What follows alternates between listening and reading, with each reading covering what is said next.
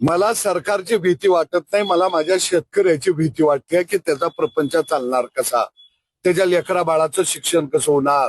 तो अशा पद्धतीनं जर व्यवसायामध्ये सरकारनं हस्तक्षेप केला तर माझा शेतकरी कोलमडेल, मोडेल, याची मला भीती वाटते. आणि मला आता असं वाटतं की सरकार नावाच्या भीतीवर जाऊन आता डोसकं धडकावं आणि डोकं फोडून घ्यावं, मग तर ह्याला अक्कल येते का नाही, अशा पद्धतीचा खऱ्या अर्थानं वेदना प्रचंड माझ्यासारख्या कार्यकर्त्याच्या मनाला होत आहे. मी 350 किलोमीटरचा प्रवास करून मी इथवर धावत पळत परतूर तालुक्यातनं या ठिकाणी मी आलो. याचं कारण, अरे माझा शेतकरी भोळा भाबडा, तुम्ही त्याला तिची जनावर तुरुंगात घालायला निघाला. अरे महाराष्ट्राच्या इतिहासामध्ये पहिल्यांदा असं घडतंय की शेतकऱ्याची जनावरं सुद्धा कैद होऊ शकतात, तुरुंगात जाऊ शकतात. हे पहिल्यांदा घडायला लागलंय. हा अन्याय आहे शेतकऱ्यावरती. पेरणी हंगाम हा विशेषतः जून मध्ये सुरू होतो. मे मध्ये शेताची डागडुजी होत असते. मग नांगरट असेल, पाठ मारणं असेल, कुळं धरणं असेल, ही शेतीची कामं मे महिन्यामध्ये शेतकरी करत असतो. आणि अशा काळामध्ये शेतकरी वेगवेगळ्या बाजारामधून बैल खरेदी करत असतो. आणि बीड जिल्ह्यातून बाजारातून शेतकऱ्यांनी सांगोला तालुक्यातील धायटी गावातील शेतकऱ्यांनी बैल खरेदी करून आणलेले आहेत. त्यांच्याकडे बाजाराची पावती सुद्धा आहे खरेदीची. मुळामध्ये हा पशुपालनाचा जो व्यवसाय आहे हा गेली हजारो वर्ष विना तक्रार हा चाललेला, खऱ्या अर्थानं शेतकरी, व्यापारी, खरेदीदार, विक्री करणारे, असा आपसात चाललेला हा व्यवसाय आहे. आणि तो वर्षानुवर्ष गुण्यागोविंदानं चाललेला आहे. मला वाटतं की सरकारनं शेणामुतामध्ये हात घालायची गरज नाहीये. सरकारला हात घालायचा आहे तर दारू, गुटखा, गांजा, आपू यामध्ये हात घालावा. आमच्या जनावराला कोण पाणी पाजायला येत नाही, चारा घालायला येत नाही, ते टिकोजीराव या राज्यामध्ये सरकारच्या आश्रयाखाली शेतकऱ्याचा गोटा लुटमार करणारे कोण.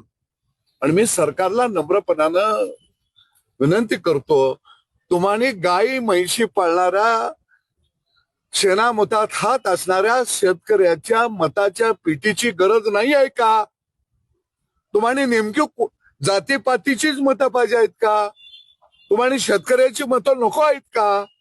कशासाठी तुम्ही या शेतकऱ्याच्या व्यवसायामध्ये तुम्ही यायला लागलाय? काय तुमचं शेतकऱ्यानं वाईट केलेलं आहे? नाहीतर आमच्या शेणामुतात हात आहेत. हे हात आता रस्त्यावर लढायला सुद्धा मागं पुढं बघणार नाहीत. या सरकारमध्ये मग ही कायदा असा का तिकडे वेगळा इकडे वेगळा? अरे बाबा, वर्षानुवर्ष आम्ही जनावर पाळतो, ह्यांना डोकं फिरलंय सगळ्यांचं. त्यांना मला सांगायचं आहे, शेळ्या, बोकडं, मेंढ्या हजारोनं रोज कापती ती. मग शेळ्या सफाईला पाहिजे होत्या, मेंढ्या सफाईला पाहिजे होत्या, बोकडं सफाईला पाहिजे होती, कोंबड्या तर ट्रकानं खाती ती, कोंबड्या सफाईला पाहिजे होत्या त्या. अरे का शेळ्यांची संख्या जनगणनेमध्ये बोकडांची संख्या वाढली का घटली नाही? ती कापलं म्हणून घडतंय तेव्हा ती. असं त्याचं शास्त्र नाही आहे. कारण पूर्वी देशी गाय याची संख्या होती. याचं कारण पूर्वी संकरित जातीच्या गायी नव्हत्या.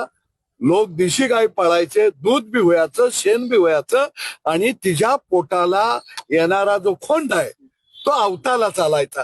कारण शेतकऱ्याची शेती ही बैलाच्या खांद्यावरती होती. आता यांत्रिकीकरण झालं, बैलाचं काम कमी झालं. बैल नांगरायचा पूर्वी, तो नांगूर थांबला, पळप्याला बैल असायचा, डुब्याला बैल असायचा, पाभरीला बैल असायचा. आता ह्या न कळणाऱ्यांना काय सांगावं बैल कवा आणि कसा वापरत होती ती? काय लक्षात आलं का? आणि यांत्रिकीकरण झाल्यामुळं देशी गायी कमी झाल्या की यांना समजना झालंय. संकरित गायी वाढल्या का तर दूध आणि शेण मिळतं. या पोलिसांच्या बाबतीमध्ये, अरे काय हे काय गांजाची वाहनं होती का काही शेतकरी आपो घेऊन निघालाय का? अरे मग आम्ही जनावरं विकायची नाहीत तर सरकारनं जनावरं खरेदी विक्रीचे केंद्र रेशन दुकानासारखे गावागावात काढावी. सरकारच्या दुकानावर आम्ही जनावरं विकायला घेऊन जातो. सरकारच्या दुकानावर आम्ही गाई म्हशी विकायला घेऊन जातो. जी किंमत बाजार मूल्य असेल तो सरकारनं द्यावा आणि जनावरं खरेदी करावी ती. अरे आम्हाला इथं तर व्यवसाय चांगला करून दे.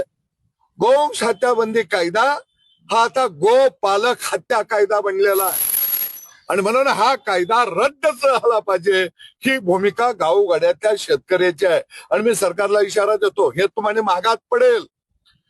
तुम्ही शेतकऱ्याच्या गोट्यामध्ये हात घालू नका. शेतकरी या तथाकथित गो रक्षकांना वैतागलेला आहे. पाहिजे असेल तर शेतकऱ्याची जनावरं उद्यापासून सरकारनं योग्य किमतीला खरेदी करावी आणि सांभाळावी. ते एवढा त्रास शेतकऱ्यांना व्हायला लागलाय आणि म्हणून निश्चितपणानं मी सरकार मायबाप सरकारला विनंती करतो, तुम्ही गाय घ्याला म्हशी घ्याला, तुम्ही अनुदान देता, बैलाला अनुदान देता, मग ती काय गळ्यात बांधून हिंडू का रे बाबा? आमच्याकडे 10-12 जनावरं झाली हो, माझी जर सांभाळायची क्षमता नसेल तर. आणि कारण मी जरी सरकारमध्ये असलो तर पहिला मी शेतकऱ्याचा पोरगा आहे. अरे आमचा शेतकरीच नाही वाचला तर सदाभाऊ वाचून काय करायचं? त्याचं काय लोणचं घाला.